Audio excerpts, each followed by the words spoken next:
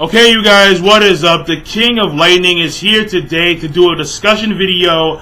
It's going to be based on predominantly two things. However, I may branch off into other shit as I talk, because I am thinking about a few things right now that center around this shit. So, the first thing is going to be the planetary structure of the world of One Piece, and the second thing is going to be the second thing is going to be about the next Strawhat crew member.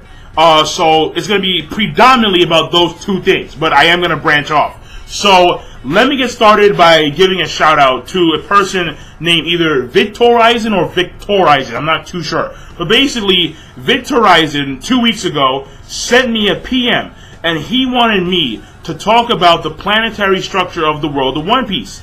And then he notified me that apparently, and this is crazy shit, alright?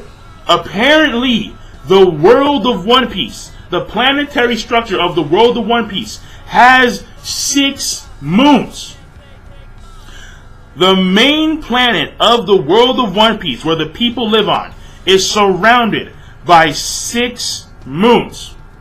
One of these moons has its own fucking moon. Crazy shit.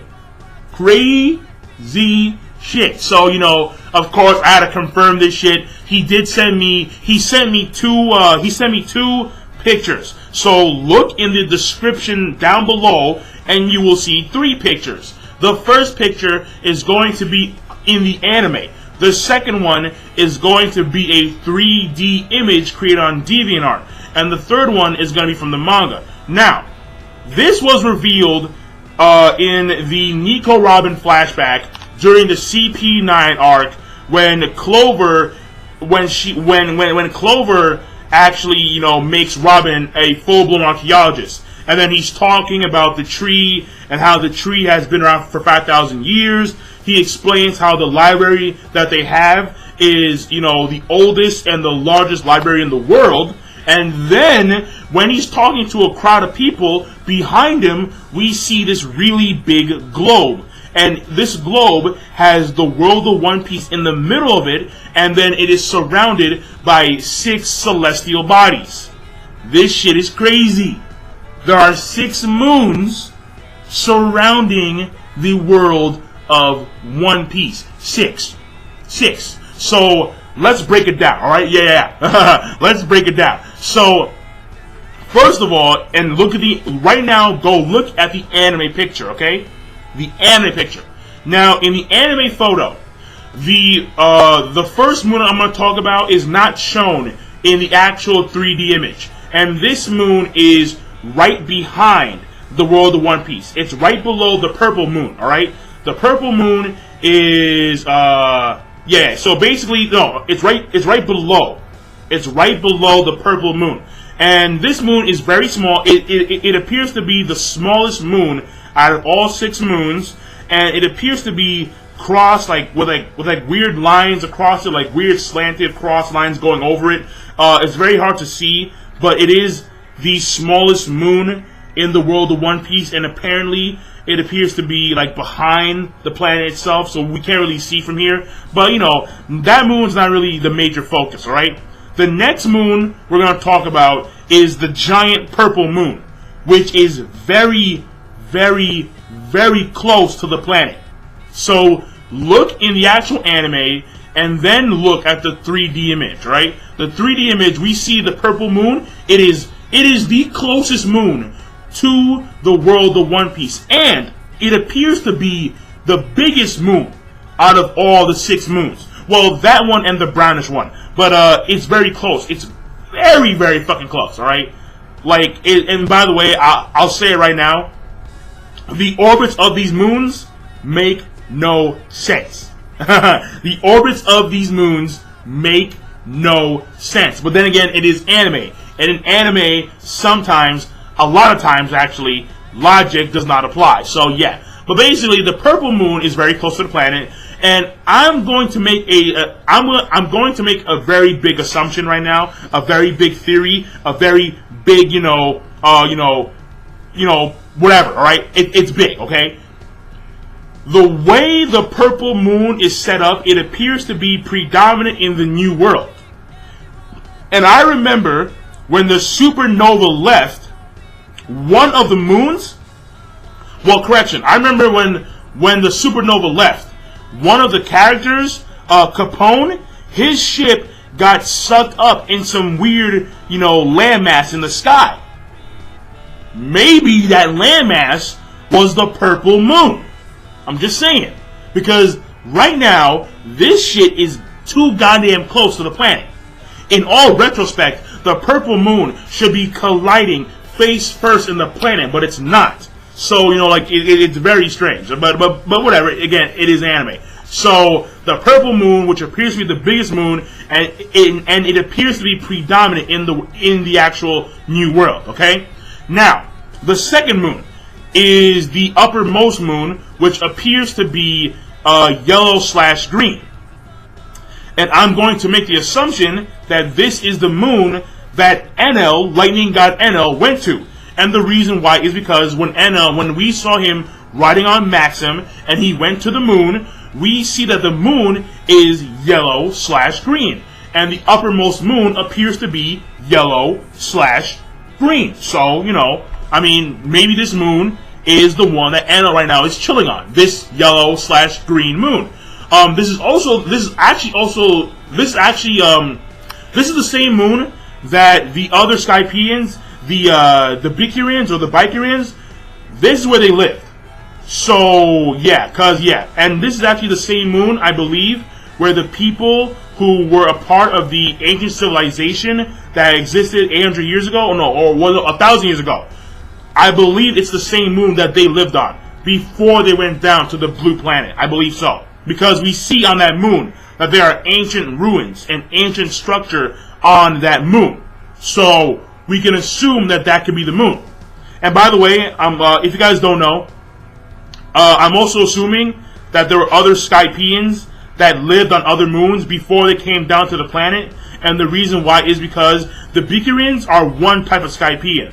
And Enel destroyed their island before coming to the actual Skypiea that we see. And there's a key difference. The difference is that their wings are slanted. Their wings are curved and slanted down. While the Skypians that we saw on Skypiea, their wings were flat and more more straight and more angled. So but the Bikurians, their wings are more curved, more circular, more elongated. So, there is a difference between Skypians, and thus I can assume that other Skypians lived on other moons. I can assume that.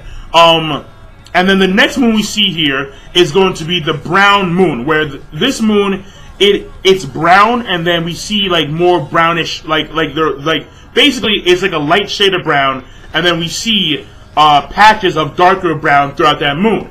And then when we take a look at the 3D image, those darker shades of brown, they appear to be volcanic activity. We're not too sure.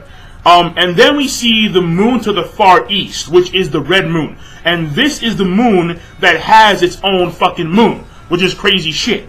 And the thing here is that, according to the 3D image, it appears to be like a toxic. It appears to be a toxic environment where we see that it's kind of like greenish at the same time reddish, so kind of like Mars mixed with Venus in a way. And then the last moon we see is the moon in the southern eastern corner at the bottom, and it appears to be gray and swirly, and it appears to be maybe the second largest, if not the largest moon, maybe. That moon and the purple moon are tying when it comes to size. But basically, that's it when it comes to the actual planetary structure of the world of One Piece. It has 6 freaking moons. And let me just say this, in order for a planet, a rocky planet, in order for it to actually sustain the orbits of 6+ moons, then this planet has to be a super Earth. Because I do know, and I am going to deviate, I do know that the world of Toriko, in the Toriko series, that planet is, I'm going to say, around twice the size of Neptune. It's a very, very, very big rocky planet. This planet, because it has 6+ moons, I can assume that this planet is somewhere around the size of either Saturn or Neptune. I can assume that. Because there is no way a planet the size of our Earth can sustain the orbit of 6+ moons. No way. There's no fucking way. Because if that was the case, then these moons, in all retrospect, should be colliding into each other. Because the gravitational force from the moons would be stronger between themselves than with the actual planet itself. But because these moons apparently are not colliding with each other, then I have to assume that the actual world of One Piece that the characters live on has to be around the size of one of our gas giants, like Saturn or Neptune. Probably not Jupiter, because Jupiter is a little too big. But yeah, I'm gonna say around the So I'm going to assume that the world of One Piece that the characters live on is gonna be around the size of Saturn or Neptune. And then the last section of this video is going to be my assumption about the job type of the next Strawhat crew member. And I'm going to assume that it's going to be an astronomer. The next person to join the Strawhat crew, who should be the final person to join the Strawhat crew, should be a female, and she should be an astronomer. The reason why I'm saying female is because, one, there is way too much. There is way too much dick on the Strawhat crew right now. Way too much dick. One of them is a freaking reindeer. Okay, there is way too much dick going on that shit. Only 2 girls and 6 dudes plus reindeer. So yeah, I mean it's too much shit. All right, it's too much shit. We need some females up in this bitch. So yeah, it has to be a female. I mean, come on. It has to be. It has to be. It has to be, alright? If it's another dude, Oda, really? Like, come on. And then, also, the next reason is because Oda at some point has to address the planetary orbits, the orbits of these moons around the planet itself. The planetary structure of the world of One Piece has to be addressed at some point. And Oda has not mentioned, like, Oda himself has never really gotten into the planetary structure of the world of One Piece, aside from when we see Enel travel to the moon on Maxim. That was the only time Oda ever mentioned the celestial bodies that surround the planet. So he has to address it even further. And I'm assuming that the next crew member is going to be a female from the New World, and she's going to be an astronomer. Because I've noticed how a lot of the females in the crew, they appear to have job types that are very intricate and very sophisticated, like an archaeologist and a navigator. And I'm not saying that some of the guys don't have, like prestigious job titles, like a doctor, a shipwright. But then again, a cook is not really that prestigious. A sniper, a swordsman, a captain. So, I'm just saying. So, the females appear to have the most prestigious of the job titles. And that's why I'm going to assume that an astronomer would be fitting for the job title of the next Strawhat crew member. So, that being said, give me your thoughts on the planetary structure of the world of One Piece and the things that I've talked about the Bicarins, about Capone, and of course, about the next Strawhat crew member. Will she be an astronomer? Will she be a female? Or could it be a male? Could it be a dude? Who knows? I'm assuming female. So that being said, King of Lightning, and I will see you guys later. Be sure to rate, comment, and subscribe as always. And I'm signing out. Peace. Have a nice day.